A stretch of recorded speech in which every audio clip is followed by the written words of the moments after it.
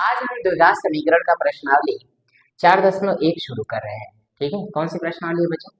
4.1 जो प्रश्नावली है उसको शुरू कर रहे हैं। देखिए इसमें क्या होता है, द्विघात समीकरण अगर चेक करना है तो द्विघात समीकरण का जो व्यापक रूप होता है, द्विघात समीकरण का जो व्यापक रूप होता है वो होता है ये ax² plus bx plus c। ये द्विघात समीकरण का व्यापक रूप होता है। ठीक है, मतलब कि अगर सवाल दे रखा है और जो है जो इक्वेशन है, समीकरण है ax² plus bx plus c के रूप का हो तो हम कहेंगे कि ये द्विघात समीकरण है। ठीक है, अब इसमें बच्चों इक्वेशन अगर ax² प्लस bx इसके रूप का भी हुआ तो भी कहेंगे कि द्विघात समीकरण है, क्योंकि यहाँ पे x में कितनी घात है? 2 घात है, तो ये द्विघात समीकरण होगा। या तो इक्वेशन अगर ऐसा हुआ ax², सिर्फ ax² होगा तो भी क्या होगा? द्विघात समीकरण होगा। मगर अगर इक्वेशन bx प्लस c है तो देखें ये द्विघात समीकरण नहीं होगा, ये द्विघात समीकरण नहीं होगा। ज्यादातर इक्वेशन ऐसे मिलेंगे या ऐसे भी मिल सकता है। तो इस तरह का स्टैंडर्ड फॉर्म ये जो फॉर्म रहेगा या ये फॉर्म रहेगा तो द्विघात समीकरण होगा, नहीं तो ये भी रहेगा तो भी होगा, लेकिन अगर bx प्लस c है तो फिर द्विघात समीकरण नहीं रहेगा। तो सिर्फ इतनी बातें आप लोग नोट करें, फिर प्रश्नावली हम लोग शुरू करेंगे। ठीक है, नोट करेंगे इसे।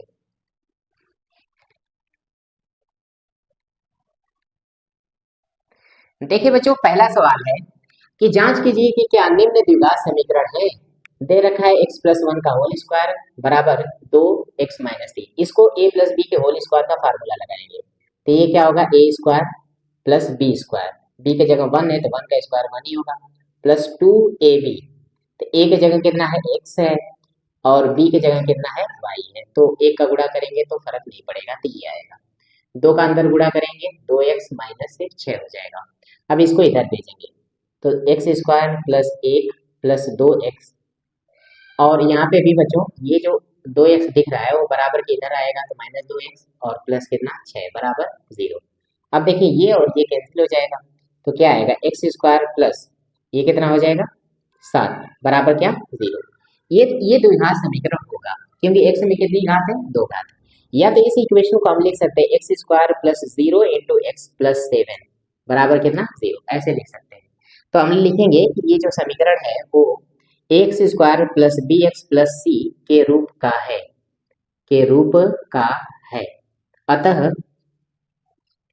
अतः यह एक द्विघात समीकरण है, यह एक द्विघात समीकरण है, यह एक द्विघात समीकरण है। ठीक है, नोट करेंगे पहला सवाल। देखिए बच्चों, दूसरा जो सवाल दे रखा है इसको चेक करना है कि क्या ये द्विघात समीकरण है।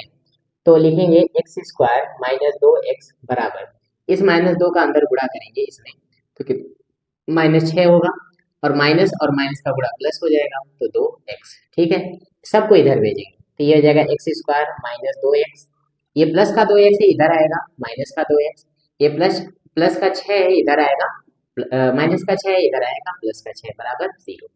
तो लिखेंगे x² माइनस 4x और प्लस 6 बराबर 0। ठीक है, अब लिखेंगे यहाँ पे कि चूंकि ax² plus b x plus c के रूप का है, रूप का है, मतलब यह समीकरण, ऐसे लिखेंगे कि यह समीकरण ax² plus b x plus c के रूप का है, अतः यह द्विघात समीकरण है, द्विघात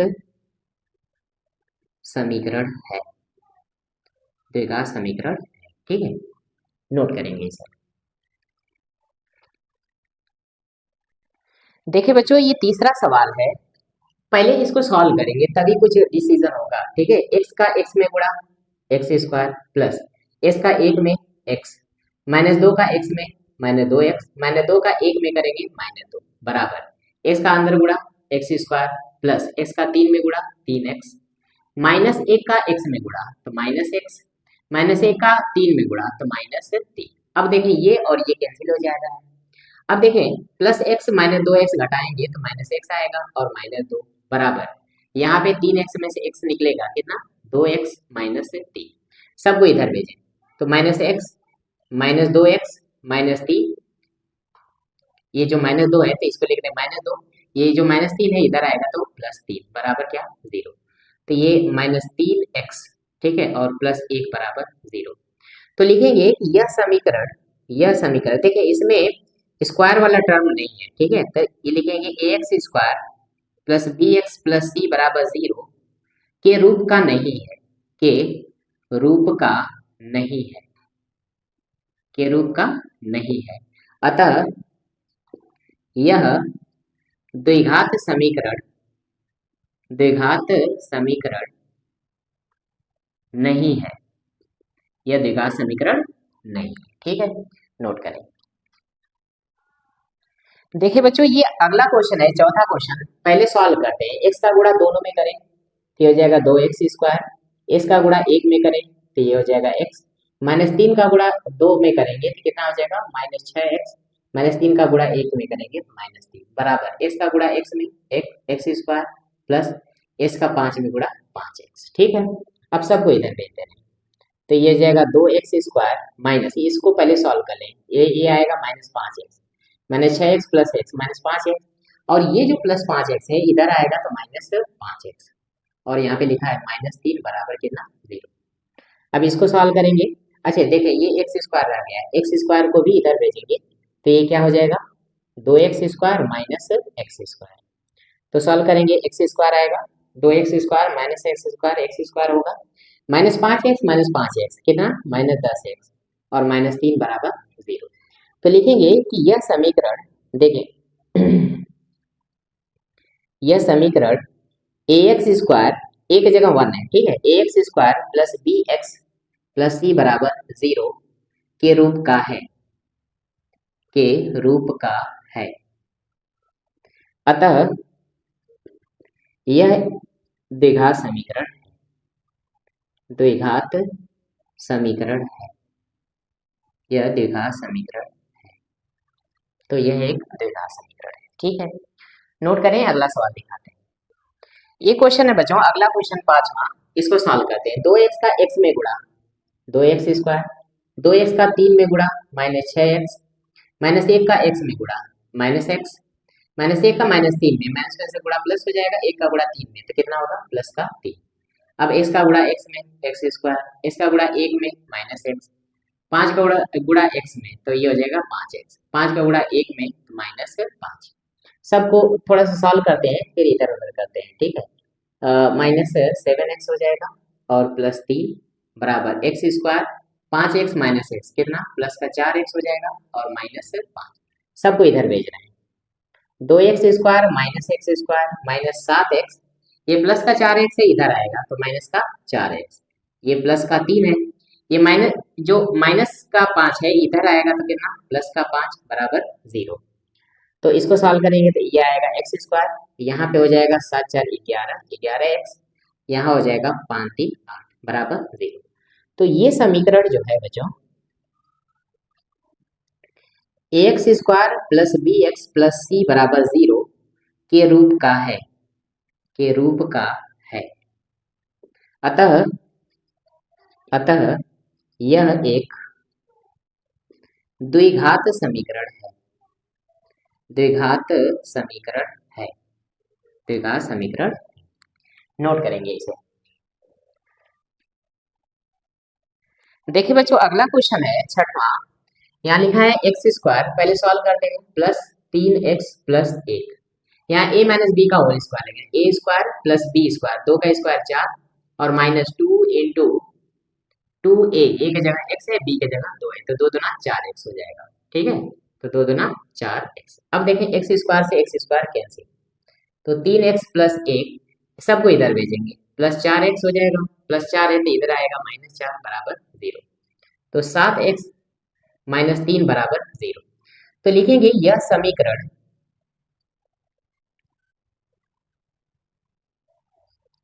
ax² स्क्वायर वाला टर्म नहीं है, तो bx प्लस c बराबर 0 के रूप का नहीं है, के रूप का नहीं है, के रूप का नहीं है। अतः यह द्विघात समीकरण नहीं है, यह एक द्विघात समीकरण नहीं है, समीकरण नहीं है, द्विघात समीकरण नहीं है। ठीक है, नोट करें। देखिए बच्चों, अगला क्वेश्चन है 7वां question. A A A minus B के होल क्यूब का फार्मूला लगाना पड़ेगा। ठीक है, तो ए माइनस बी के होल का क्यूब का फार्मूला होता है बच्चों ए प्लस बी का होल का क्यूब क्या होता है, ए का क्यूब प्लस बी का cube plus 3a B bracket में ए प्लस बी, ये लगाएंगे। तो ए का क्यूब यानी एक्स का क्यूब प्लस बी का क्यूब 2 का क्यूब प्लस 3 इंटू ए के जगह एक्स है, बी के जगह 2 है, और ब्रैकेट में ए प्लस बी यानी एक्स प्लस 2। ठीक है, इधर सॉल्व करेंगे तो ये हो जाएगा 2x का क्यूब और माइनस कितना 2x। तो ये हो जाएगा x का क्यूब प्लस 2 दूना 4 दूना 8 प्लस 6x। देखें ये 3 दूना 6x का x में गुणा, 3 दूना 6x का x में गुणा, तो कितना हो जाएगा 6x स्क्वायर। 6x का 2 में गुणा तो ये हो जाएगा 12x बराबर 2x का क्यूब माइनस 2x।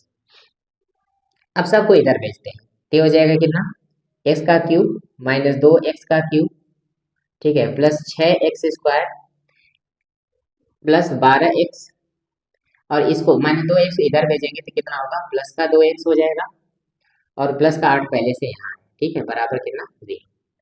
अब इसको सॉल्व करेंगे तो माइनस x का क्यूब होगा प्लस 6x स्क्वायर, ये हो जाएगा बच्चों प्लस 14x प्लस 8 बराबर 0। अब ये जो इक्वेशन है यहाँ पे 3 पावर है, 3 घात है। ठीक है, तो लिखेंगे कि यह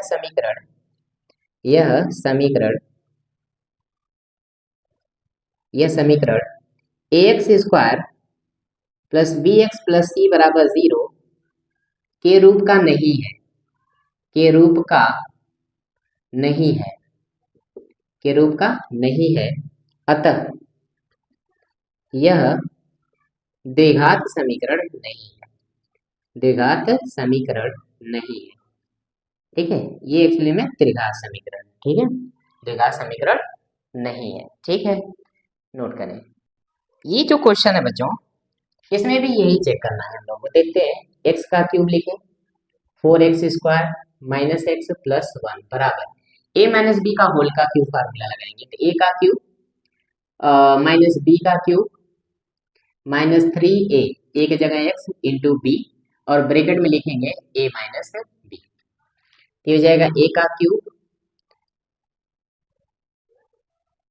प्लस 1 बराबर, ये हो जाएगा x का क्यूब, ये हो जाएगा 8 माइनस 2 3 6x का अंदर गुणा तो 6x स्क्वायर हो जाएगा, और 6x का इधर गुणा तो 12x हो जाएगा। ठीक है, ये और ये क्या होगा कैंसिल हो जाएगा, सबको इधर भेजते हैं।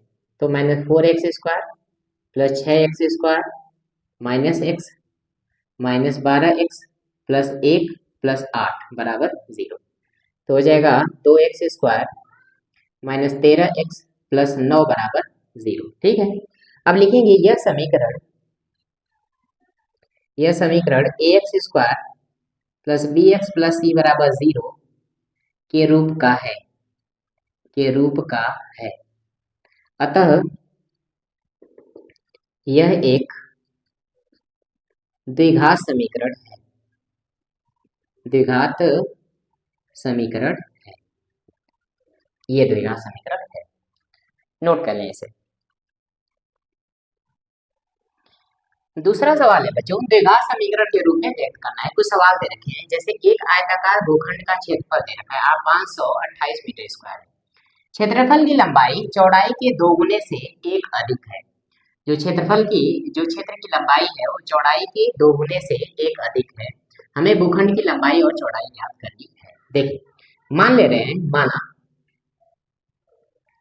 जो क्षेत्र है या भूखंड है, भूखंड की चौड़ाई, भूखंड की चौड़ाई x मान ले रहे हैं। ठीक है, x मीटर मान ले रहे हैं। ठीक है, और जो लंबाई है, भूखंड की लंबाई जो है, भूखंड की जो लंबाई है, क्षेत्र की लंबाई या भूखंड की जो लंबाई है चौड़ाई के दोगुने से, यानी कि 2 गुना किसका चौड़ाई का, चौड़ाई के दोगुने से एक अधिक है, तो एक यहाँ पे जोड़ दे रहे हैं। ठीक है, तो लंबाई क्या आ जाएगी 2, और चौड़ाई कितनी है x और प्लस 1, तो ये आपकी लंबाई होगी। ठीक है, ये क्या होगी बच्चों, लंबाई, और चौड़ाई कितनी है, x है। और क्षेत्रफल दे रखा है, तो लिखेंगे भूखंड का क्षेत्रफल, भूखंड का क्षेत्रफल क्या होता है, ये होता है लंबाई और गुणे कितना, चौड़ाई। ठीक है, और ये दे रखा है। ठीक है, इसको मैं लिख दे रहा हूँ 528 मीटर स्क्वायर। यहाँ पे लिख रहे हैं कि ये भूखंड का जो क्षेत्रफल होता है वो लंबाई गुणे चौड़ाई होता है, जो कि 528 दे रखा है। लंबाई कितना है, लंबाई है 2x प्लस 1, और इंटू चौड़ाई कितनी है, चौड़ाई है x बराबर 528। अब x का गुणा करेंगे, तो 2x² प्लस x बराबर 528, तो हो जाएगा 2x² प्लस x, 528 इधर भेजेंगे तो -528 बराबर कितना, 0। ठीक है, -528 बराबर कितना, 0। तो इस ये जो क्वेश्चन दे रखा था उसको बच्चों हमें द्विघात समीकरण के रूप में व्यक्त करना था। तो 2x² प्लस x माइनस 528 ये द्विघात समीकरण है, इस रूप में व्यक्त करना था। ठीक है, इस तरह से सॉल्व करेंगे इसे। देखिए बच्चों, अगला जो क्वेश्चन दे रखा है कि दो क्रमांक धनात्मक पूर्णांकों का गुणनफल 306 है, हमें पूर्णांकों को ज्ञात करना है। इसके लिए हमें द्विघात समीकरण के रूप में व्यक्त करना है, ये जो सेंटेंस दे रखा है। ठीक है, तो देखें, दो क्रमांक धनात्मक पूर्णांकों का गुणनफल। ठीक है, माना पहला पूर्णांक, पहला धनात्मक पूर्णांक, धनात्मक पूर्णांक को हम x मान ले रहे हैं। ठीक है, तो देखिए, अगर पहला धनात्मक पूर्णांक अगर मान लो बच्चों 4 हुआ, तो उससे क्रमांगत मतलब क्रम से आगे आने वाला 5 होगा, या इसको 4 ये 4 है, 5 को 4 प्लस 1 लिख सकते हैं।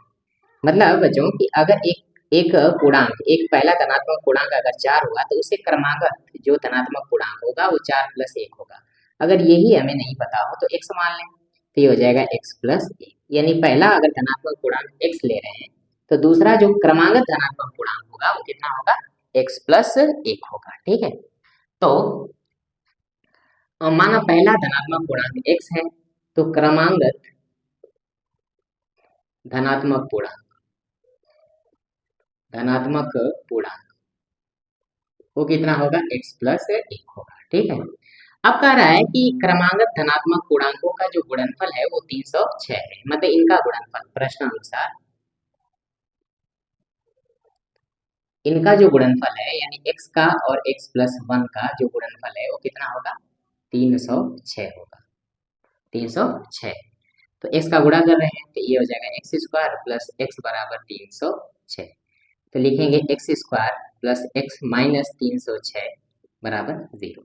तो ये हमारा द्विघात समीकरण है। ठीक है, जिसमें द्विघात समीकरण के रूप में इसको व्यक्त करना था। ठीक है, अगले क्वेश्चन में, अगली प्रश्नावली में इस सवाल को सॉल्व भी करेंगे। ठीक है, तो अभी के लिए इतना पूछ रहा है तो इतना हम लोग सॉल्व कर रहे हैं। ठीक है, देखिए बच्चों, अगला क्वेश्चन है, रोहन की माँ उसे 26 वर्ष बड़ी है, रोहन से 26 वर्ष बड़ी है। तो मान ले रहे हैं, माना रोहन की आयु, रोहन की आयु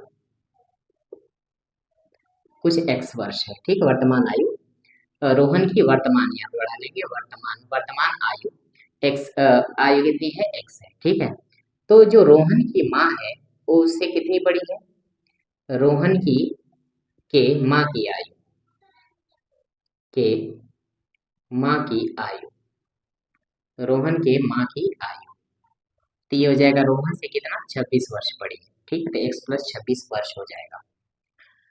अब उनकी आयु का जो गुणनफल है अब से 3 वर्ष बाद। ठीक है, लिखेंगे 3 वर्ष बाद, 3 वर्ष बाद, तो 3 वर्ष जो है बाद रोहन की आयु क्या होगी, रोहन की आयु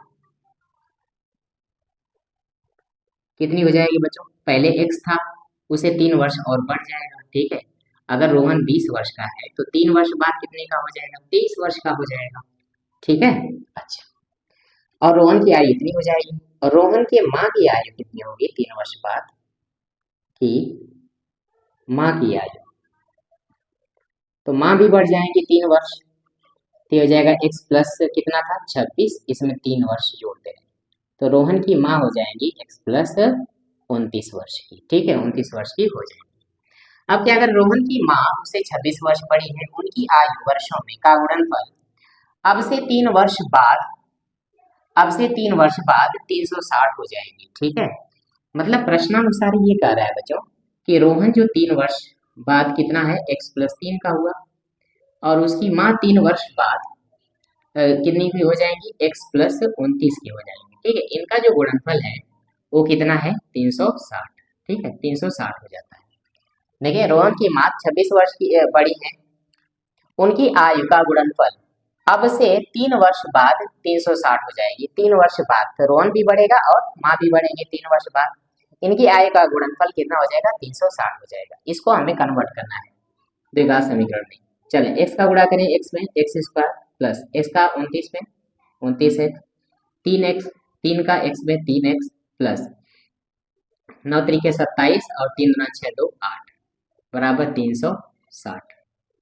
अब लिखेंगे एक्स स्क्वायर प्लस 29 और 3 कितना हो जाएगा बच्चों, ये हो जाएगा 30 32 एक्स प्लस 87 और माइनस 360 बराबर 0। तो लिखेंगे एक्स स्क्वायर प्लस 32x, ठीक है माइनस 10 में 7 जाएगा 3, ये हो जाएगा बच्चों 5, 5 का मतलब 15, 15 में से 8 जाएगा 8 7 15, ये हो जाएगा 2, 273 बराबर 0। तो ये आपका द्विघात समीकरण होगा, ठीक है नोट करेंगे इसे। अगला क्वेश्चन है बच्चों कि एक रेलगाड़ी 480 किलोमीटर की दूरी समान चाल से तय करती है। तो जो दूरी है बच्चों वो दे रखी है 480 किलोमीटर दूरी समान चाल से तय कर रही है। मान ले रहे हैं कि रेलगाड़ी की जो चाल है, रेलगाड़ी की चाल x किलोमीटर प्रति घंटा, ठीक है। तो समय कितना लगेगा, नॉर्मल चाल से इस नॉर्मल चाल से चलेगी तो समय कितना लगेगा, तो समय लगेगा इसको कवर करने में दूरी बटा चाल, दूरी बटा चाल ये समय होगा। समय को हम t1 बोल रहे हैं, दूरी कितनी है 480 किलोमीटर और चाल है बच्चों इतनी, ठीक है। तो इसको समीकरण नंबर 1 बोल रहे हैं। अब जो है फिर यदि इसकी चाल 8 किलोमीटर प्रति घंटा कम होती तो नई चाल पहले x थी उसमें से कितना कम 8 किलोमीटर प्रति घंटा कम कर दे रहे हैं, ठीक है। दूरी तो वही तय करना है, तो लगा समय बराबर दूरी बटा चाल, दूरी बटा चाल। तो लगा समय हम t2 बोल रहे हैं, ठीक है। दूरी कितनी है 480 बटा चाल कितनी, चाल है बच्चों अब x माइनस 8, ठीक है। तो ये चाल कम हो गई बच्चों, तो ये वाला समय ज्यादा लगेगा, ठीक है। ये समीकरण नंबर 2, ठीक है। ये वाला जो समय है क्योंकि चाल कम है तो समय ये ज्यादा लगेगा, तो t2 माइनस t1 जो समय का अंतर है वो 3 घंटे दे रखा है, उसी दूरी को तय करने में 3 घंटे अधिक लेती है, ठीक है। तो t2 में 3 घंटा ज्यादा लगता है, तो 3 घंटे ज्यादा लगता है तो इसमें से इसको घटाएंगे तो 3 घंटा का अंतर आएगा। तो t2 का मान रखते हैं यहाँ पे, तो 480 बटा x माइनस 8 माइनस 480 बटा x बराबर कितना 480 कॉमन ले रहे हैं तो 1 अपान एक्स माइनस 8 माइनस 1 अपान एक्स बराबर कितना 3। तो 480 इसको सॉल्व करें, ये हो जाएगा x माइनस इसका गुणा करेंगे तो x प्लस 8 हो जाएगा, चिन्ह बदल जाएगा, बटा कितना हो जाएगा इसका मल्टीप्लाई करेंगे एक्स स्क्वायर माइनस 8x, ठीक है बराबर कितना 3। एक काम करें 3 एकम में 3 और यहाँ पे 16 3 48, ठीक है 160 लिखो, ठीक है 160 से क्या होगा बच्चों कैंसिल हो जाएगा, ठीक है मतलब 3 से कैंसिल होगा 160 आएगा। इसको इससे कैंसिल करते हैं तो गुणा करते हैं 8 छक्का 48 हासिल 4 8 एकम में 8 4 12, ठीक है बराबर इसका तेरे गुणा करेंगे एक्स स्क्वायर माइनस 8x हो जाएगा, ठीक है।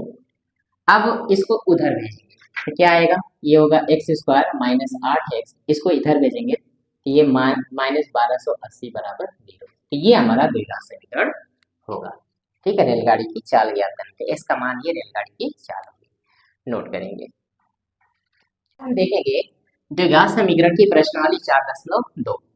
इसमें पहला सवाल दे रखा है गुणनखंड विधि से निम्न द्विघात समीकरण को मूल ज्ञात करना है, मान ज्ञात करना है। ठीक है, मान को रूट बोलते हैं, मूल बोलते हैं। पहला सवाल ये है बच्चों।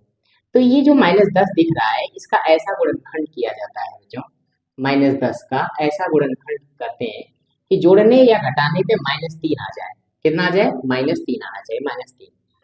तो 5 और 2 का गुणा कर देते हैं, 5 दूना 10। अगर इसको -5 कर देंगे तो -5 और 2 का गुणा -10 होगा, और -5 और 2 जोड़ेंगे तो -3 आ जाएगा। तो ये गुणनखंड हमें मिला है।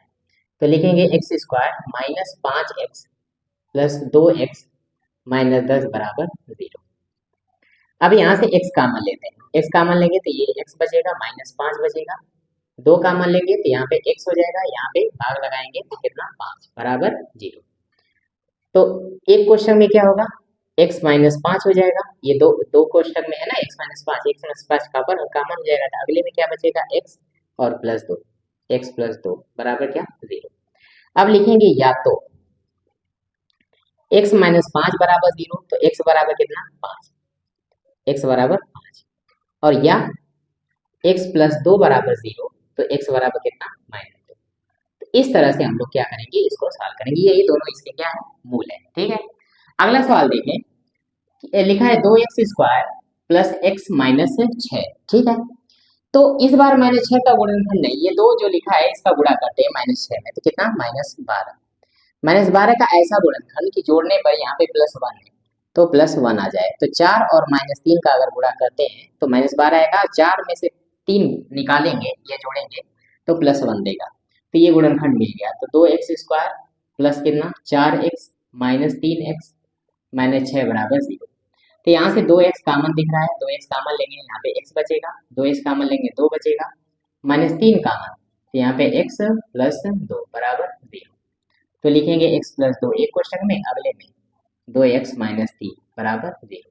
अब लिखेंगे या तो x + 2 बराबर 0, तो x बराबर -2, या 2x - 3 बराबर 0, तो 2x बराबर, ये 3 इधर जाएगा प्लस का 3, तो x बराबर 3/2। तो ये मूल हो जाएंगे। ठीक है, ये मूल हो जाएंगे। ठीक है, 1 और 2। ठीक है, नोट करेंगे इसे।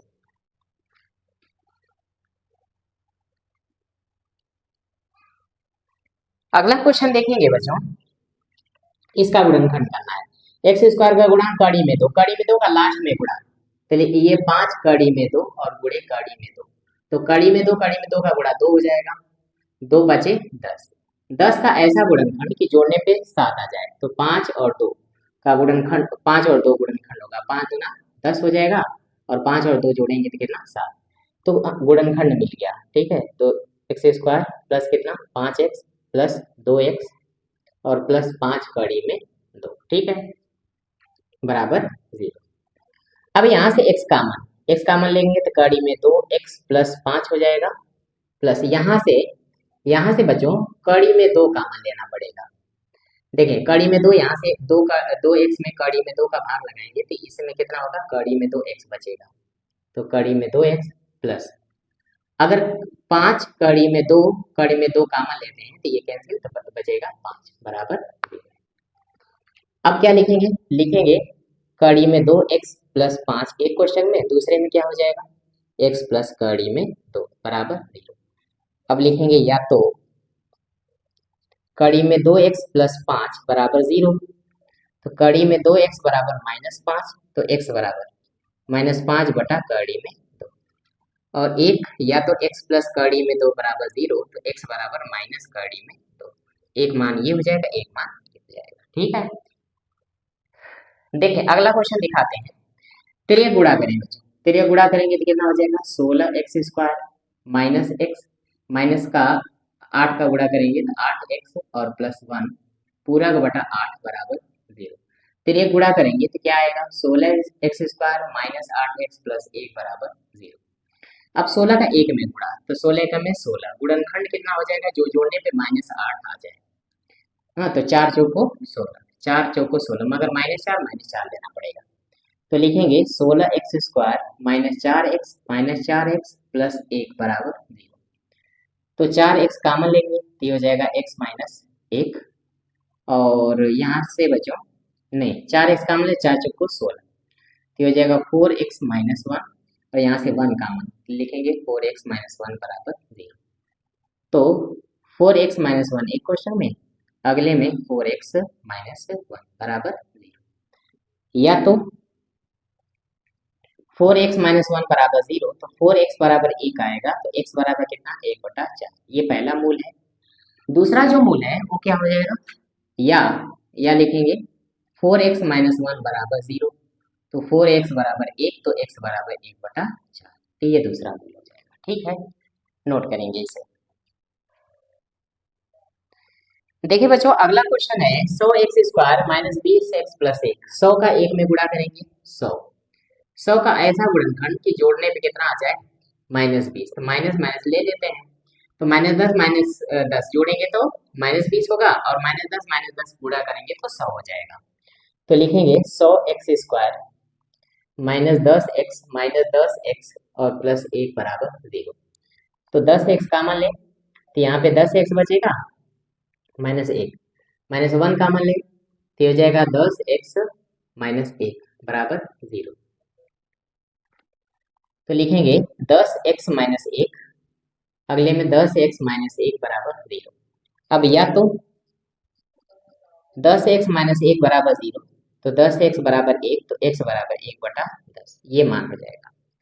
अगला, या तो 10x माइनस 1 बराबर 0, तो 10x बराबर 1, तो x बराबर 1/10, तो ये इसके मान हो जाएंगे।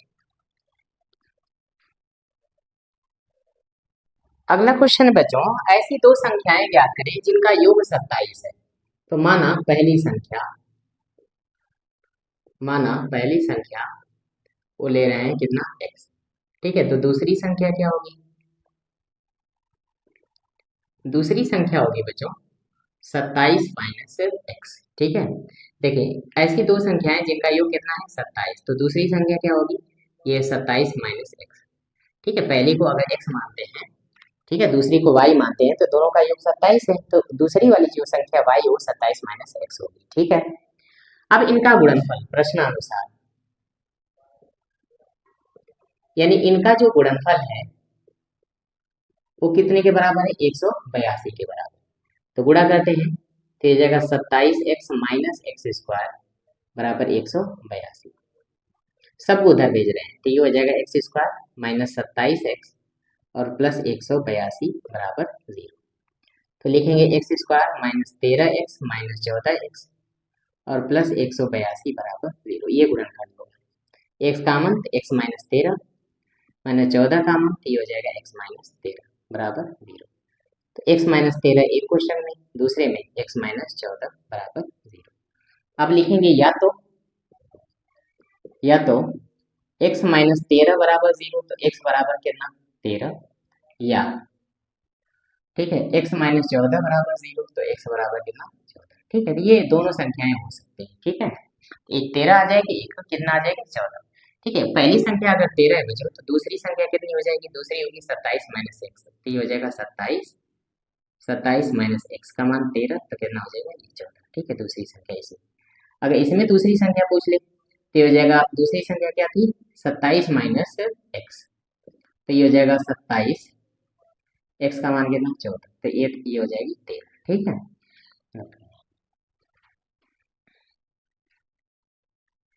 देखिए बच्चों, अगला क्वेश्चन है, दो क्रमागत धनात्मक पूर्णांक ज्ञात करें जिनके वर्गों का योग 365 है।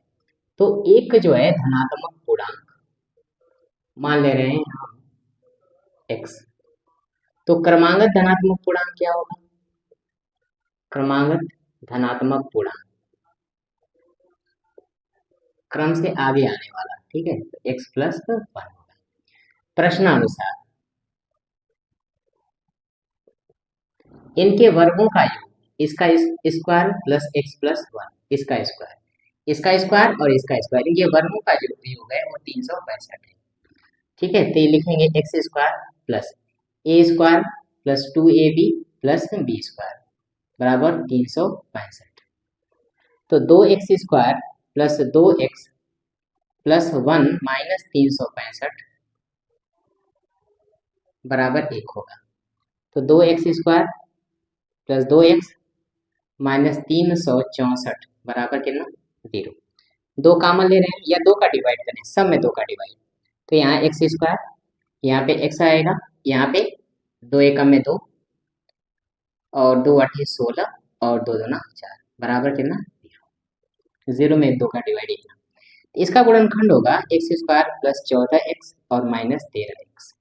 ठीक है, माइनस 182 बराबर 0। एक्स कामन तो ये हो जाएगा x प्लस 14, माइनस 13 कामन तो ये भी होगा x प्लस 14 बराबर 0। अब लिखेंगे x प्लस 14 एक क्वेश्चन में, तो दूसरे में x माइनस 13 बराबर 0। ठीक है, अब या तो x माइनस 13 बराबर 0, x बराबर कितना हो जाएगा 13। देखिए धनात्मक पूर्णांक लेना है बच्चों, यहाँ से अगर निकालेंगे भी तो x प्लस 14 बराबर कितना 0, तो x बराबर माइनस 14, ये ऋणात्मक पूर्णांक हो गया। ठीक है, धनात्मक पूर्णांक लेना है तो इसका मान 13 हो गया। तो अगली संख्या क्या होगी हमारी, क्योंकि अगली संख्या है x प्लस 1, इसका मान 13 और इसका 1, तो x प्लस 1 जो होगा वो कितना होगा 14 होगा। ठीक है, तो एक 13 होगा और एक 14 उत्तर है। ठीक है, नोट करेंगे इसे। देखिए बच्चों पांचवा क्वेश्चन है कि एक समकोण त्रिभुज की ऊंचाई उसके आधार से 7 सेंटीमीटर कम है। तो आधार को हम x मान ले रहे हैं और ऊंचाई जो है 7 सेंटीमीटर कम है, ऊंचाई 7 सेंटीमीटर आधार से कम है। ठीक, और इसका विकर्ण कितना है बच्चों 13 सेंटीमीटर है। तो हमें ये दोनों भुजाएं निकालनी है। ठीक है, तो ये ए बी और सी, तो पाइथागोरस प्रमेय लगाएंगे। पाइथागोरस प्रमेय से, पाइथागोरस प्रमेय से क्या होता है बच्चों, कर्ण का स्क्वायर बराबर लंब का स्क्वायर प्लस आधार का स्क्वायर बराबर लंब का स्क्वायर, कर्ण का स्क्वायर, कर्ण का स्क्वायर। लंब कितना है बच्चों, ये है x माइनस 7 का whole square plus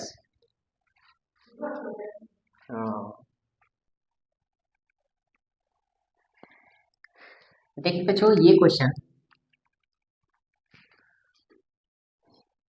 A B का मान x माइनस 7 है। ठीक है, का होल स्क्वायर, आधार, आधार कितना है bx, एक्स स्क्वायर बराबर कर्ण, कर्ण कितना है 13, 13 का स्क्वायर। तो इस फार्मूला लगाएंगे a square plus B square 49 minus 2ab। ठीक है, तो 7 दूना 14x प्लस एक्स स्क्वायर बराबर 169।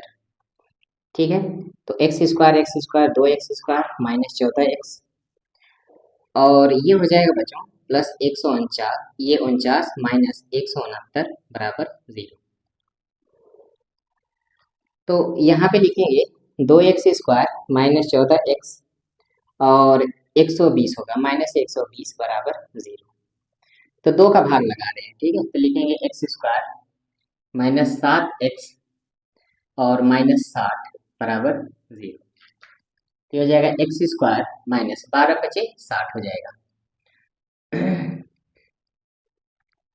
इसका गुणनखंड हो जाएगा बच्चों 12 बचे 60। ठीक है, तो 3 चौको 12, 5 चौको 20, 13 नहीं मिल रहा है, तो अब 3 गुणे 2 गुणे 2 गुणे 5 करें, 5 दूना 10, 3 दूना 6।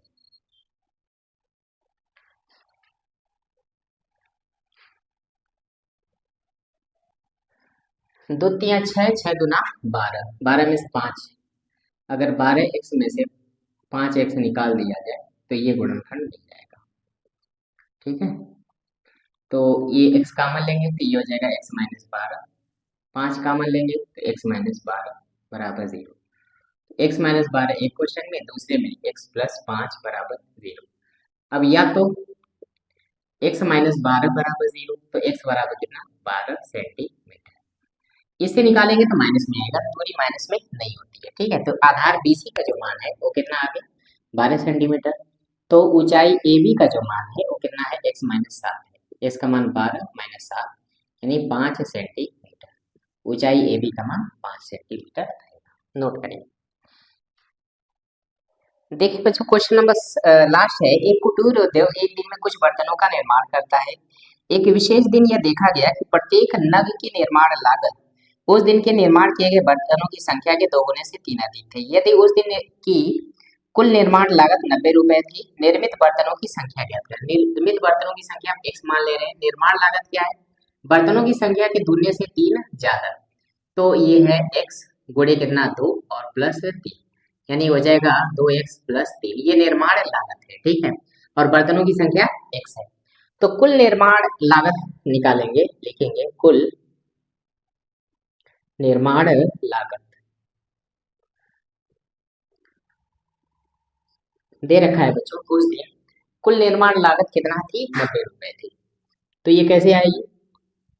बर्तनों की संख्या x और गुणे बच्चों निर्माण लागत इसकी कितना 2x प्लस 3, इन दोनों के गुणा से आएगा कितना 90। गुणा करेंगे 2x² प्लस 3x बराबर 90। तो 2x² प्लस 3x माइनस 90 बराबर 0। तो गुणनखंड करेंगे तो 2 का मल्टीप्लाई करेंगे तो ये आएगा 180, ठीक है, माइनस 180। माइनस 180 का ऐसा गुणनखंड जोड़ने पे 3 आ जाए, ठीक है। तो इसका गुणनखंड करना पड़ेगा बच्चों, ठीक है।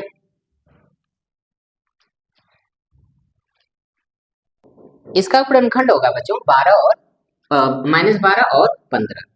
तो 2x² plus 15x minus 12x minus 90 बराबर 0, बराबर 0। तो यहाँ से अगर x कॉमन ले रहे हैं तो ये हो जाएगा 2x प्लस 15, ठीक है, और यहाँ से बच्चों माइनस 6 कॉमन लेंगे तो ये जाएगा 2x प्लस 15 बराबर 0। तो 2x प्लस 15 एक क्वेश्चन में हो जाएगा, अगले में हो जाएगा बच्चों x माइनस 6 बराबर 0। अब या तो x माइनस 6 बराबर 0, तो x बराबर कितना हो जाएगा 6, और यहाँ से निकालेंगे ना तो माइनस में आएगा, ठीक है, तो उस वाले को छोड़ देंगे बच्चों। तो x का मान कितना आ जाएगा 6, यानी कि बर्तनों की संख्या उस दी जो बर्तन बने थे वो 6 बर्तन बने थे। तो निर्माण लागत कितनी? निर्माण लागत एक बर्तन की वो है 2x प्लस 3, तो 2 गुणे 6 और प्लस 3, तो हो जाएगा 12 प्लस 3, यानी कितना 15 रुपए, ठीक है, नोट करेंगे।